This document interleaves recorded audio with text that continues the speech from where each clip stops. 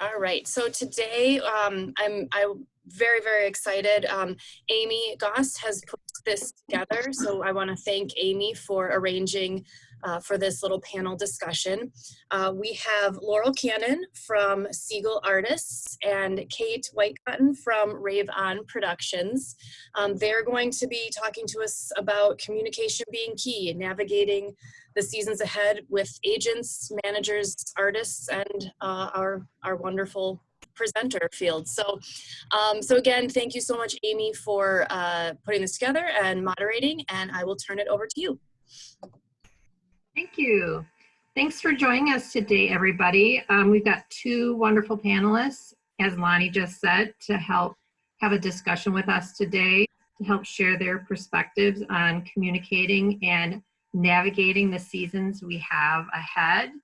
And I think both of our panelists will just bring some unique perspectives. They are wonderful ladies that I think will just bring some great discussion to our group and just have us think about the challenges that we have ahead and the importance of us to just stay in touch, communicate, and just talk through the challenges that we have ahead.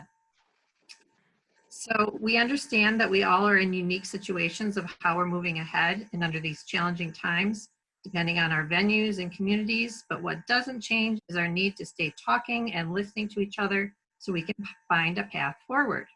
So with that said, I'm going to ask Laurel and Kate a few pre-arranged questions, and then we'll open it up to the group. So as Lonnie said, if you have a specific question while we're talking and you don't want to lose your thought, you can go ahead and put that in the chat, and then we'll leave some time for discussion at the end as well. So Laurel, I'm going to start with you. So first, I'm going to have you give just a little brief introduction. So those in the group that haven't met you yet can get to know you a little bit better. And then I'm going to have you answer the question, how are you handling conversations about performances that can't happen as scheduled with presenters? Okay. Thank you, Amy and WPN. I've got a 20-year history with all of you. It's great to see so many familiar faces too. For those of you that don't know me, my name is Laurel Cannon, and I spent 10 years as a presenter in Wisconsin. I actually opened Janesville, and I've spent the last 11 years as an agent, artist manager, and I'm with Siegel Artist Management. So it's wonderful to see all of you, and thanks again for giving some time this afternoon. Conversations, how are we handling conversations? We started reacting to all that is COVID probably the second week of March. We were getting calls from presenters that had shows scheduled in March and in April and May, and they were looking for guidance from us. A lot of states at that point hadn't called the state of emergency or pandemic situation yet. And a lot of our presenters were waiting to see what was going to happen with their venues that were tied to a school or tied to a university. So we were in very tight communication with all of them, and said, we'll follow your lead. We will do what you need us to do. For those presenters that didn't reach out to us, that we had shows like late March, April, May, we called them to find out where they were at, what they needed to do, and what they were looking at doing. So, communication has been the absolute key. There's two of you on the call that I was in very close communication with during those weeks, and we wound up having to cancel both of those shows. Communication was definitely the key, and continues to be. So before we go into how you're handling shows that are scheduled now into the future, I'm going to have Kate jump in and do a brief introduction, and then also kind of talk about how it was in those early days in March, April, May, and how you reacted to those early days, Kate. Well, hi everyone. I'm Kate White Cotton. I am the CEO and tour manager for Raybon Productions, which houses Billy McGuigan shows. And then this year, this 2020 year was my first year booking A Christmas Carol with Nebraska Theater Caravan, which unfortunately my tour was canceled last week. So that's who I am and what I do. We're all based out of Omaha, and we just love it here. So when this all happened, I thought that, it would take a couple weeks. We'd all get back to work in April and everything would just continue on. And so it took me about a month to really get our footing. It was rough on our end. We had a really heavy spring, and the cancellations just came in and we were feeling really like, what do you do? Watching our shows and our, at that moment, careers just kind of go away in a phone call. So same with what Laurel said, we just started making phone calls to any shows that we had from April on. We had a series of shows in March, at the very beginning of March, that we were able to complete before we knew what was happening. And our last show was on March 7th in New York. So we had kind of figured out what was going on for that show, which was very strange. Everyone was real freaked out and saying, like, don't come out, don't talk to anyone, don't touch anybody, wash your hands. And we were all like, oh, well, what is this? So we finished that show, and then everything in March got canceled. The presenters ended up calling us and canceling those. And then same thing. After that, we just checked in with everybody for April through the summer. And now we're in a position where within our company, we have these fully produced shows already, and a group that travels together already. So we put into place our own rules and guidelines within our company, and we're good to go unless the presenters say we're not. So we kind of leave the communication, the initial communication, up to the presenters at this point. And then when it gets time to advance the show, if I haven't heard from somebody, that's when we start figuring out what we can do, if anything at all, at this moment. And Kate, why don't you elaborate a little bit about the options? Because you've been able to pivot a little bit with your shows with Billy in terms of giving people options. So if they can't do a performance in their venue, you've got a few different options that you're able to offer your venues. Yeah, so Billy's shows are more mid-sized. We play a lot of the venues that are like 500 to 1,000 seats. And so if we're in a smaller venue and the theater has 2 theaters, some people have just been able to move us to the larger theater to be able to spread everybody out. We teamed up with the Omaha Community Playhouse here and worked out a drive-in concert model. And we did that for all of June. We did a 3-week run of drive-in concerts in their parking lot. And next week, we're actually taking that on the road around the Midwest. So we'll get to test it out in other venues. And then a lot of other theaters were able to either get access to an amphitheater, or they have their own built-in outdoor area where we've put in shows. So we've been very lucky where all of our shows have either moved outdoors as opposed to just canceling straight out. And we're also lucky in that we own all of our audio equipment, all of our backline, so we can just show up and we're ready to go, as opposed to relying on a venue to try and figure out those things for us. So Laurel, why don't you talk a little bit now about the options that you're having with presenters going into the fall for the presenters that may no longer be able to present the show as scheduled? We've lost, and I know a lot of our other colleagues, for those of you that don't know our roster, we have dance, music, family entertainment, arts and ed, and I know I'm probably missing a couple others. but most of our shows have pretty much gone away through December. We're now talking with people that are moving into cancellation or postponement in like January, February now. And that seems to be kind of the universal theme right now with a lot of our agency colleagues that present the similar genre we do. We're working with our presenters. We're offering them a reschedule. You tell us what date you would like. We'll hold the deposit for you, or if you need, if you're rescheduled into your next fiscal year, a lot of people have been asking for the deposit back so they can reissue it in the same fiscal year the show will be. Like, great, fine. You know, you tell us what you need us to do, and, you know, we'll follow your lead.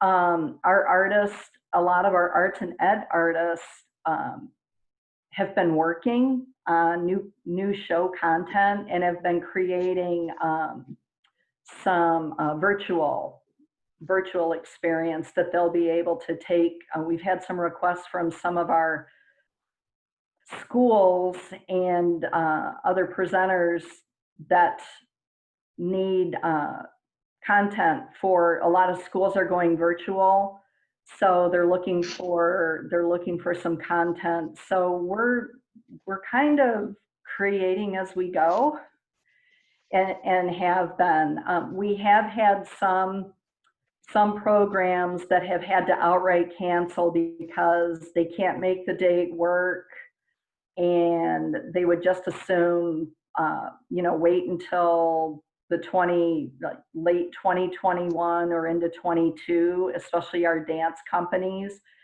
So, you know, we're just a work in progress. But communication, again, has been the absolute key to how we're navigating this. Right. So let's talk about safety, because I think that's going to be the next step in terms of getting these artists back out into our venues. And Laura, I'm going to start with you because Kate already kind of started to talk about getting out.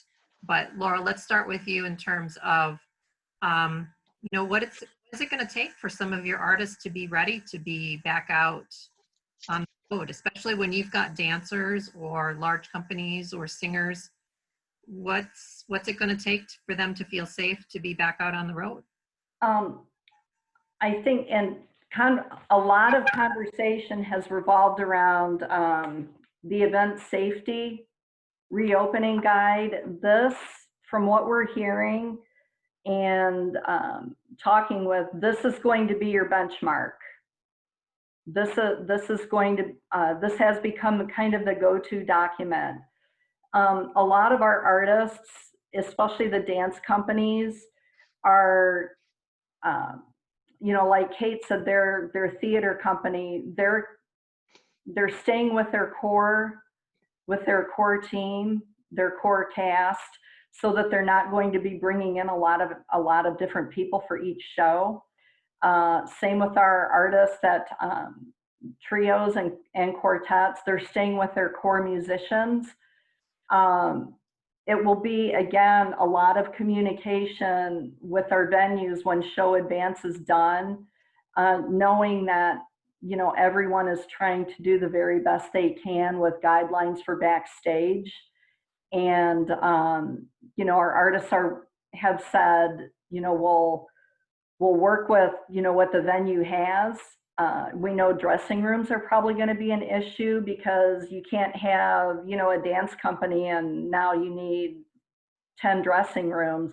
You know, they're willing to accommodate space-wise based on what you have, and knowing that, you know, everyone is going to be following the protocol. Probably one of the biggest changes too is nearly all of them said they would prefer to do a buyout on hospitality rather than have to worry about food prep and bringing catering in. and all of the, I remember how much fun that was as a presenter. All of that, additional stuff backstage. They'd rather do a buyout, and working with hotels, same thing. Just as long as safety protocol is followed, and they all understand that they're to follow the safety protocol that all of you have set for your venues as well.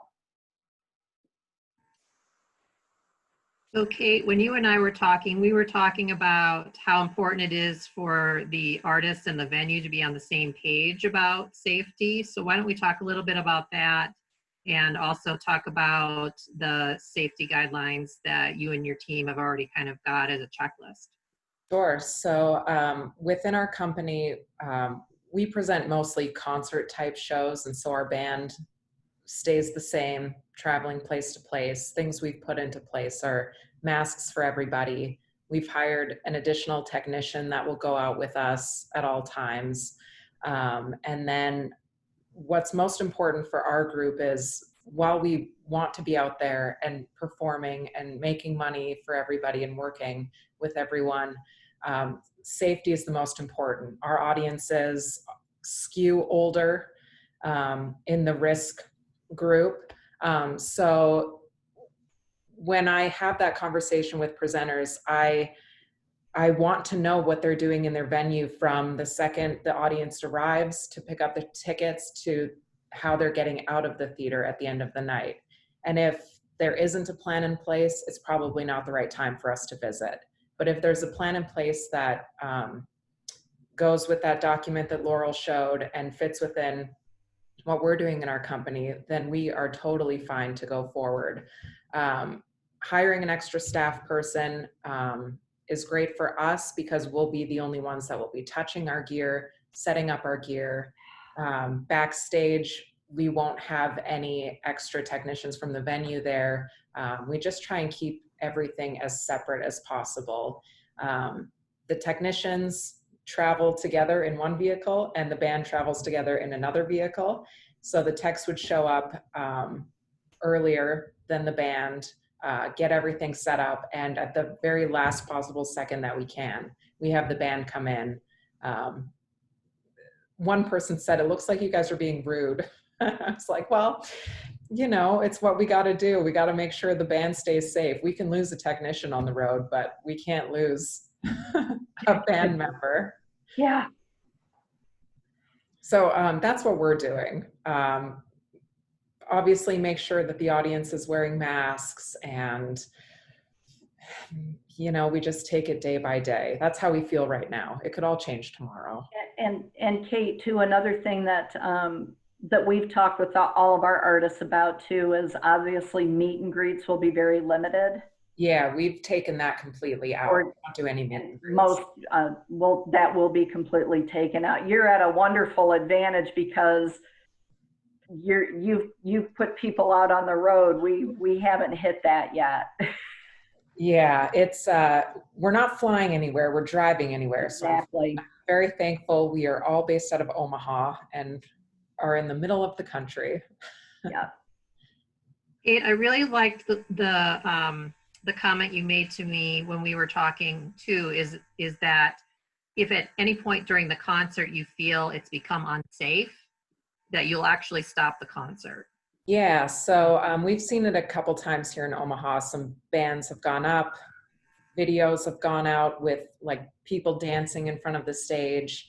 And it's more of a risk at these outdoor shows. When you're in an outdoor amphitheater, people feel like they have the freedom to get up and go in front of the stage and mingle with people. But we're very clear with the presenters and with the audience beforehand, saying, you only mingle with the people that you come with. You have to stay in the drive-in. They get a separate parking spot to sit as well. If it's an outdoor amphitheater, they are allowed to stand up where they're sitting, but they're not allowed to move around. And if something happens, or if it looks like it's getting out of control, we will stop the show. We'll ask everyone to go back to their spots. And should that not happen, then we would just stop the show altogether. We're So prepared to do that too, yeah, so as much as, definitely. yeah, and the main point of that is we want to keep everyone safe, but also in the environment of what's happening on social media, we don't want to be spending our time having to defend our actions. So we need to be able to stand behind every single photo and every single video that comes out that has our name attached to it.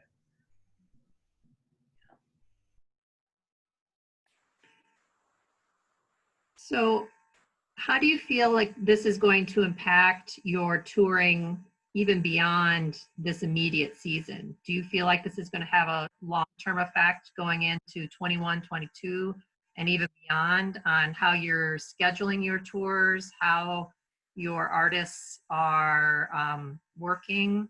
How do you see this being an impact on your touring? Laurel, do you want to start? Sure. We've been having probably since the end of March, we've been having regular phone calls with our complete roster and giving them a lot of information. And we've talked about this.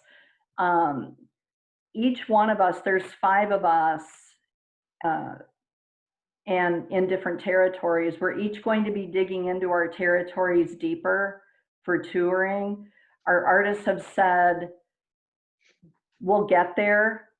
We'll get to a primary venue, and then we want to be able to drive within like 5 or 6 hours and plan a really tight tour instead of doing a one out or a tour that might start in Milwaukee that goes down to Dayton, Ohio, and then back to Indianapolis, and then flying out of a different city. They want to fly in and out of one city and be able to spoke out off of that. We have a couple artists that have said, okay, we live on the West Coast. We kind of like to drive anyways, so we'll go wherever you need. But that's been the thing that's worried us the most, probably you too, Kate, is the fact that the airlines are still trying to figure out what they're doing, and we don't want to risk having an artist stuck because flight's been canceled or postponed when they're trying to get to another spot or get into a city or a state and now have a quarantine in place. So we're monitoring all of that very closely and trying to do like very tight, like 1 week runs with maybe 4 or 5 dates so they can come in, do show, and go home. That's what we're hoping to do. We're the same. We're looking Good. to do, yeah, very short runs. We're not looking to go out for long tours. And we are driving everywhere. We've committed to drive for the rest of this season into 2021. We're not going to be flying anybody. And I was telling Amy that we're in a position where when this all happened, I was still booking for 2020, 2021, and then all the bookings stopped. So we're seeing that for the next season that we're booking, 21, 22, it's a lot of rescheduled dates from last season. And if you had a great year, then you are set. But if you were like me and was a little late in the booking world, we don't have those rescheduled dates coming up. So we're seeing a lot of last minute bookings, like 2 months before the show, someone saying, all right, I've got room in my schedule. Can you guys be here? And I think that trend will continue for the next couple of years for us anyways, because people know that we're able to do that quite easily. We're seeing that too. And what we work with a lot with smaller community concert associations too. And Jennifer had one of her presenters tell her, I've put my brochure on hold and now I'm changing all of the dates from 20 to 21 because they're trying to keep the same weekend and just basically pick up their schedule from one year and move it over. And that seems to be That seems to be the trend right now. We too have received, calls for, do you have anything in like 2 months or 3 months? Especially some of the smaller outdoor music festivals.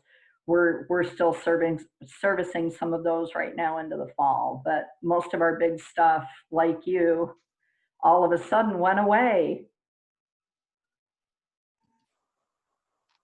Yeah, Tiana just made a good point in the chat of the travel restrictions that some of the states have. And so, wondering how long those are going to be in place and how that might hinder your route. If you have a route and then all of a sudden there's a travel restriction traveling from one state to another, how's that going to impact your tour route? That's a good question. We would probably wing it. We may need to have some, for the next stop on a tour, we may need to have some help with hotel if we have to get them there for an early night, or try and find a spot, or the artist would have to sit for a day or two.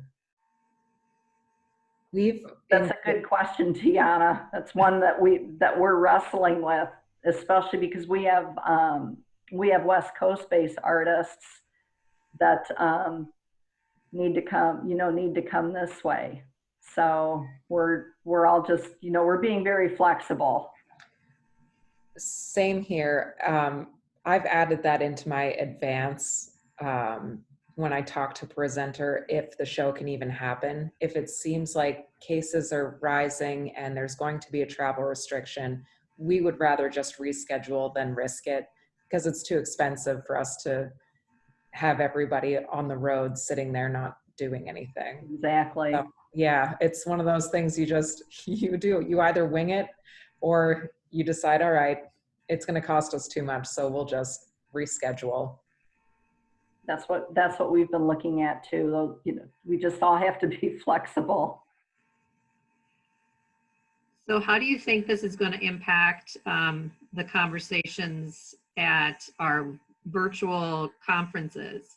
So we know that most of the booking conferences are now going to be virtual. Do you think you'll still be able to have productive conversations with presenters about scheduling shows for 21, 22 and beyond if they're in a virtual format? Or do you think your relationships that you have will be able to sustain you in getting those conversations to happen? It'll be the relationships, mainly people that know our roster and what we have, because we're thinking that presenters that haven't really worked with us before might be a little bit hesitant unless there's an artist that they're really, really interested in, that they may have looked at for a number of years. But we think that it will be primarily, especially for the next 2 years, it will be people that we've worked with on a regular basis, people that may have been looking at a particular artist for 2 or 3 seasons. And hopefully we'll be able to have conversation with some new presenters too. We're estimating that probably 35% of the agencies and PACs will probably not make it through the next year. So there's going to be a lot of new colleagues, a lot of changes coming. A lot of colleges and universities have suspended their presenting series indefinitely. So, we'll just, rely on the relationships we have and the people that that we've worked with, and would love to meet some new folks. we did get word last week that it looks like, for those of you that attend APAP, that APAP is looking at some kind of a virtual conference as well. So, which would be kind of interesting to see how they manage that one.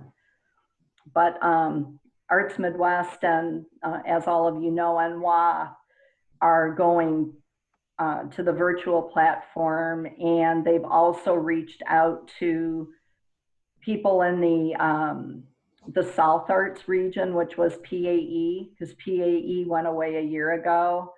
And there could be a lot of new attendees to the virtual Arts Midwest WA, because they're going to pull from all over the place. So we'll just wait and see, but we're moving forward as we normally would, getting ready for conference.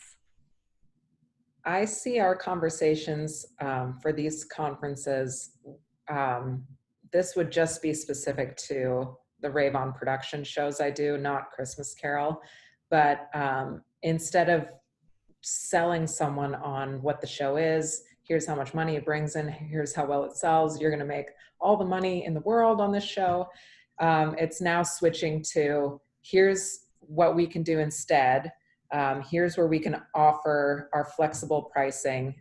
Maybe that's based on how many seats you're able to sell at 50% capacity versus how many shows we can put in a night.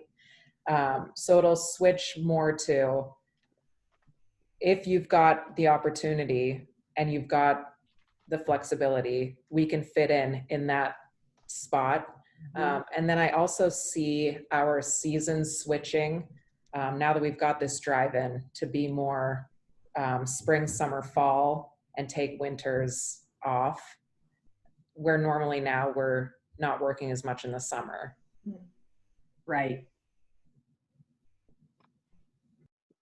Great. So before we open it up to the group to see if they have any more questions for you, I'd like to wrap up by just asking you, how do you think this whole experience in these challenges have changed or impacted your relationships with people in the industry? Because I think that goes back to our communication is the key title for this dialogue is, you know, how has this impacted your relationships with people? Has it changed them at all, or is it still the same? You know, kind of being in isolation and not being face to face with people.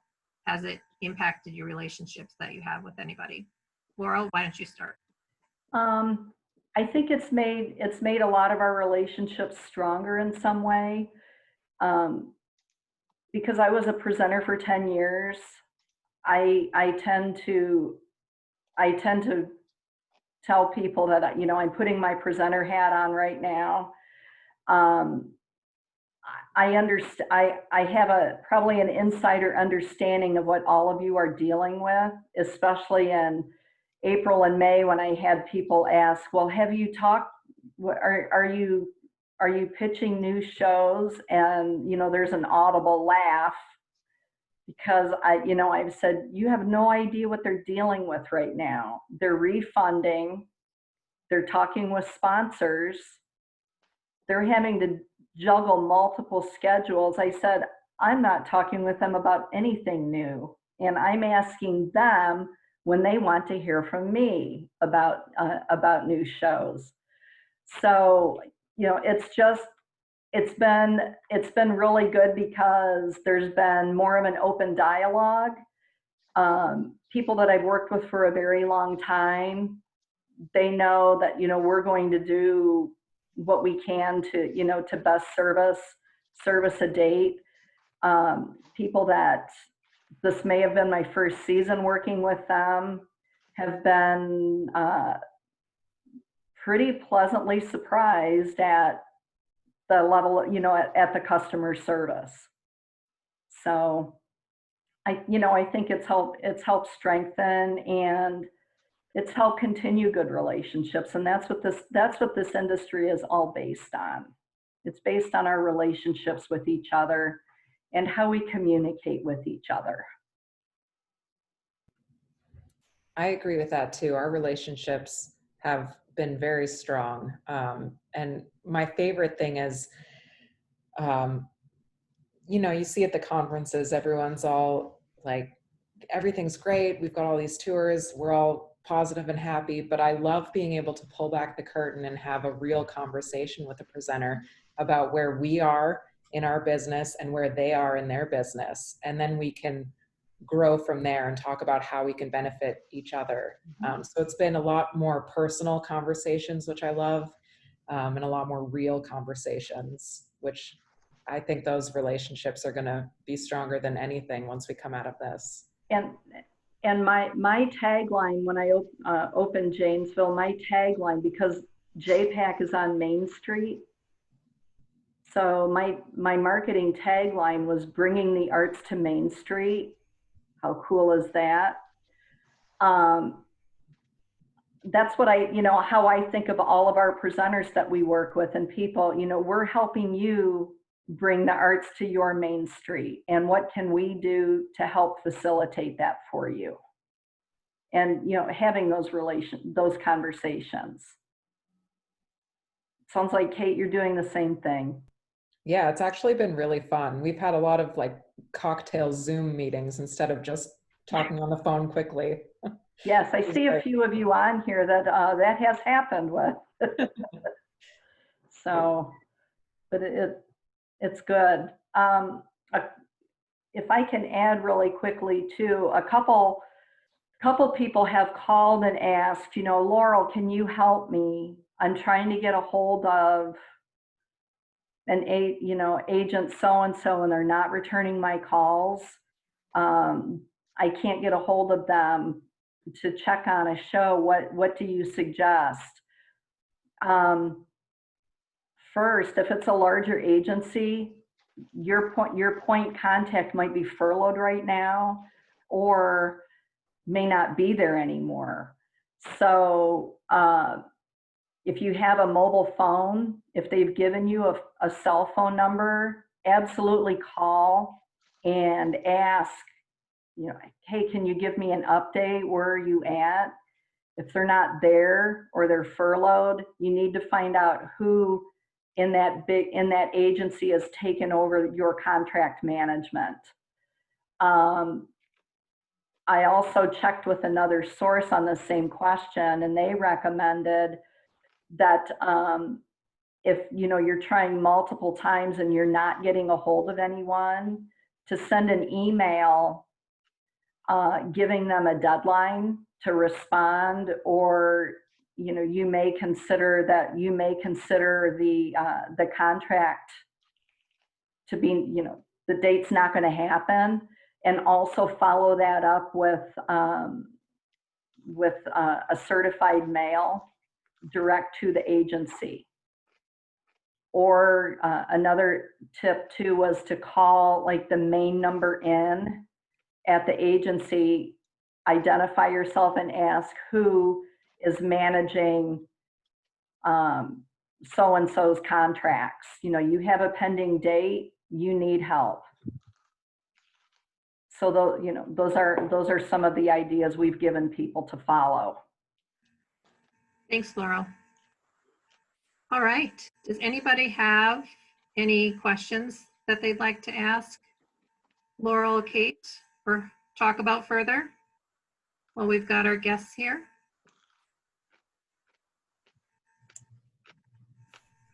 Boy, oh, Lonnie, yes. I don't think I can raise my hand because I'm the host. I have to do this. Kate, you touched briefly on it, and I think one of my biggest concerns is the fact that I think I'm going to need to do socially distancing in my theater for who knows how long, and that's significantly impacting my capacity. How are you having conversations based on the fact that greatly reduces the rates that I can pay?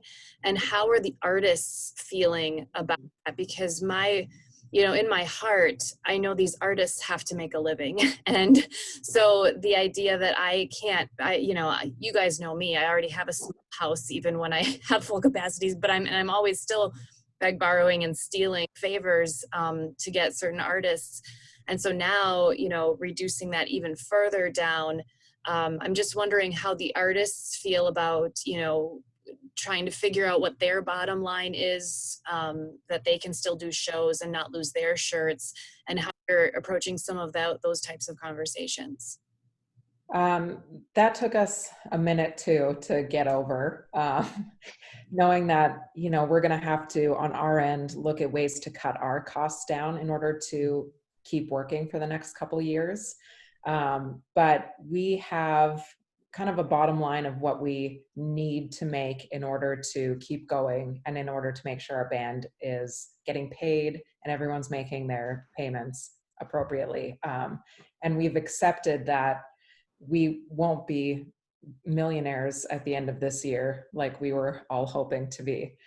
So once you get that, it's just a mental mindset that, you know, we're all in this together. The venues are doing the very best they can. And so we will also do the very best we can, knowing that it's going to work out in the long run. So some things that we've talked about with presenters is doing 2 shows in a night, like a 6 o'clock and an 8:30. If you do that, we wouldn't do intermissions. We'd have 2 shortened shows and then enough time to clean the venue in between. And that would be for the same price as 1 show. Same here. Yeah, and then putting something in the contract that says, here's our fee when your capacity is at this. If you're able to operate at a higher capacity, here's our fee. And we kind of take it day by day, and even leading up to the show, if, you know, the day of the show, things change. If we're able to accommodate more people, we would try and share that income with artists and the venue. And we're taking the exact same approach. We asked our artists back in April, when we kind of saw where this might be headed for the next 2 years. We asked them to, you know, give us an idea of what their weekly nut would be to go out on the road. So, you know, we can work with you and work accordingly. So it sounds like we're on the same wavelength again, Kate. It does. I love that. It does. I love that. I know.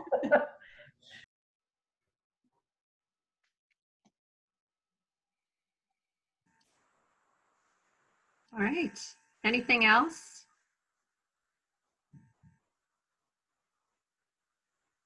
Karen, yeah, go ahead. I had a question. Hi, everybody. I'm Kate. I'm the assistant director at the State Arts Agency, the Wisconsin Arts Board here. And this is just one of my all-time favorite groups that you're talking with. My question is actually from an agent's point of view. One of the things that I find so rich about the conferences is when the resource room opens and presenters get to wander and just kind of see what's up, and oh, that looks interesting, and oh, this person has a friendly smile and I'm not really intimidated by her, maybe I'll go talk with her.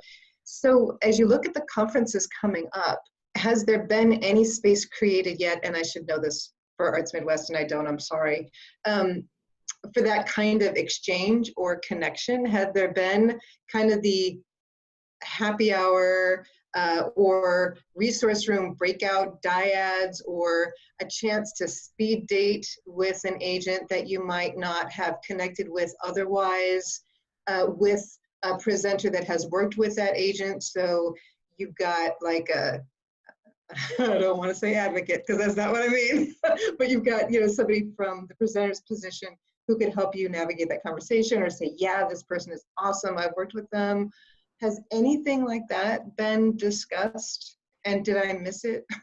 No, my understanding is that there will be a virtual exhibit hall, and there will be set hours, and we as exhibitors will have an option. We'll be able to be online during exhibit hall hours. And if someone enters our virtual booth, which I'm kind of anxious to see how this works, enters our virtual booth, there's supposed to be a way that we're going to be able to connect and have a conversation with them. As part of the exhibit space as well, we'll be able to upload documents and I think one video. They're supposed to have some breakout time too. We've asked to see the schedule of exactly how this is going to work. And they were supposed to be releasing that, I think, this week or next. So cool. I wonder, will they be, will presenters who sign up or want to come into yours? we lost Karen.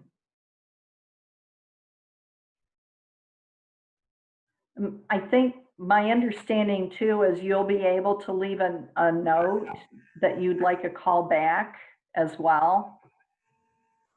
So we're kind of all in a wait and see on how this is going to come together. Kate, have you heard anything? I haven't. I'm just kind of taking a back seat to that and waiting to see how it works.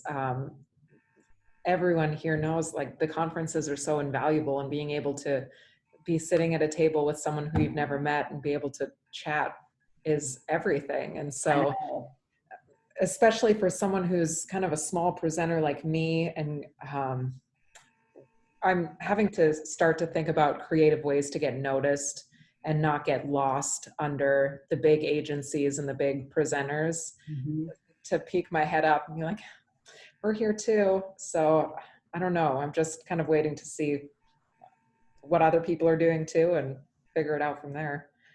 And I don't know if they're going to have a virtual opening reception or how this is all going to work. So I know they're creating the platform for this conference.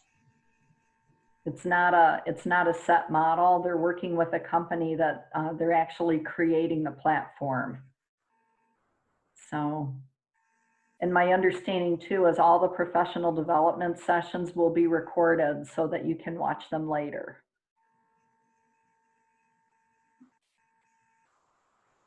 Should be interesting. Yes. All right. Anything else, question-wise or just comments that anybody would like to share on this topic? Kiana? I'm getting more and more, so I had to shift, I work at Carthage College, and so I had to shift fall, like most of us, to spring. And I'm getting a pretty good sense that my 2021 Performing Arts Series season is going to end up being 21-22, because I don't want to drop my artists that I've already had scheduled. I want to give them the first picks for the next season. So the way I'm looking a little bit at Arts Midwest, because I like that they do have the tier option, almost like a pay what you can, besides getting panel discussions, but to continue the conversations with agents. But what I'm looking at, I don't want to be that Debbie Downer, but I want to continue that relationship conversation and not necessarily a booking and showcase conversation, because I don't think I'm going to get the same experience if I did it in person. Just seeing where Kate and Laurel are at on making, like, continuing that relationship with knowing that there's probably not going, eventually we'll have 21, 22, 23, to look at, but hopefully we're back at Arts Midwest in person. So then we can continue those conversations, just seeing where you guys are at with your colleagues and how you feel about that. I think we're in the same place. We're in the same place. We know, and we've, Jennifer Morris, my business associate, and I have been talking nonstop since March, trying to kind of gauge and forecast this. And we know we're in this. It's going to be at least 24 months before this really sorts itself out. And we'll continue understanding, Tiana, that you want your artists into your next season. That's what we're seeing universally. But we still want to have conversation and keep our relationship and our, our friendship, our friendship and connection. That's very important to us. I also think it's going to be a great learning experience to see how venues are opening, what their different rules are, and being able to adjust what we're doing for other shows based on what other people are doing. So if you look at it as a learning experience instead of a pitching experience, then I think it'll be way more positive. No, that's really great to hear, because it's just, I want to attend a virtual conference, but it's not to book the next season shows, but continue those relationships and conversations. So because we don't know. I mean, Laurel said it right. We're looking at a couple of years of just unknown reopening. How is that all going to be forecast? Yeah. We all deserve badges. I'm just saying. Like special medals. I would like that. Yeah, maybe we should make some WPN t-shirts. And I posted on a group chat that I was on last week, and I said, I was a presenter, fairly new presenter when 9/11 happened, and we managed, we did the best that we could, and I was still running Janesville and trying to fundraise when the bottom fell out of the market in 2008.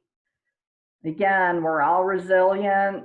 We figured out different ways to navigate. And I think, this is obviously a bigger challenge, but I feel like we're all in this together collectively, and we need to work together to come out of this somehow and, save this industry that's so important to all of us and to our communities. Find a way to keep bringing those arts to Main Street. Well, that sounded really preachy, didn't it? It was great. It's good to see you, Laurel.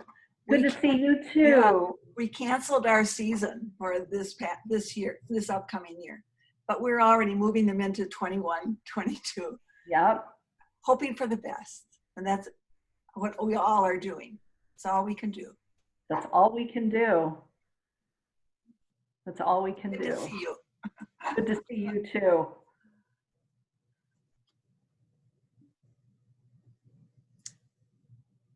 Any final questions? I think that's a good note to end on. Thank you, Laurel. I'm gonna Welcome. Stop the recording.